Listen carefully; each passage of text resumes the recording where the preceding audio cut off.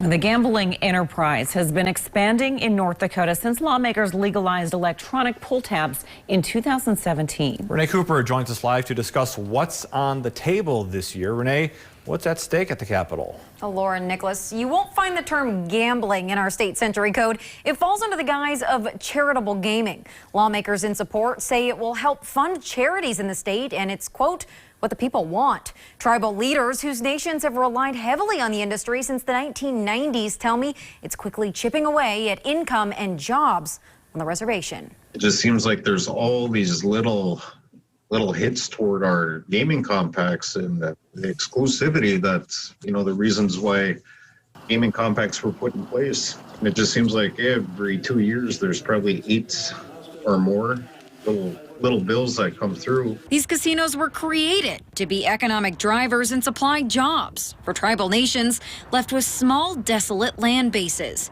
But the business of gambling takes place less and less in brick and mortar buildings. We had 450 jobs. Now we're down to, we're going to be down to 150 jobs. The beginning of the economic trouble, according to Turtle Mountain Chairman Jamie Azure and MHA Nation Chairman Mark Fox, came with the legalization of e-tabs 4 years back, a system that no longer requires patrons to drive to a reservation. And when both tribes' casinos shut down to mitigate the pandemic, things got worse. After a certain point, it just turned into the new normal. Although the Sky Dancer Casino is now reopened, Chairman Azure says people are still going elsewhere. We are so regulated internally, externally, federally, and state. Part of the issue with the e-tab machines were there's no regulations.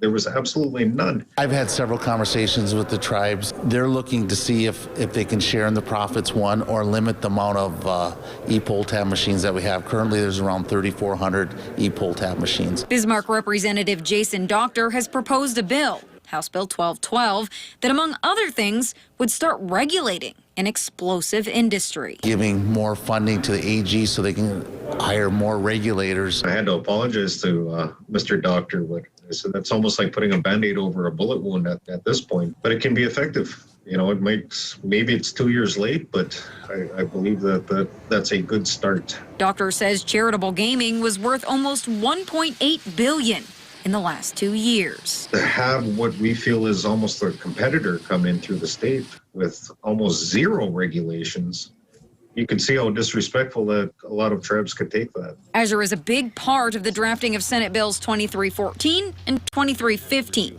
He testified in support Tuesday. In a very small nutshell, your two goals are to put more regulation on e-tabs, sports betting, and other new things the state is introducing, and to open up the possibility of the tribe being able to expand gaming enterprises outside of tribal lands. Yes. Chairman Azure says realistically, he knows e-tabs are not going away. He says the solution to repair the industry for tribal nations goes back to demanding regulation and getting creative in expanding gaming for the tribes as well.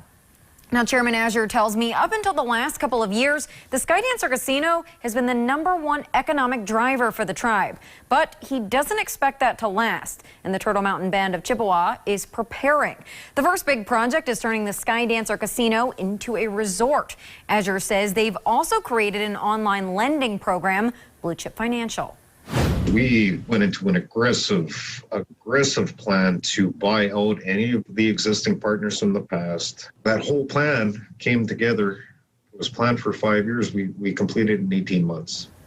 Chairman Azure says much of the tribe's general fund, though, is still fed by gaming revenue.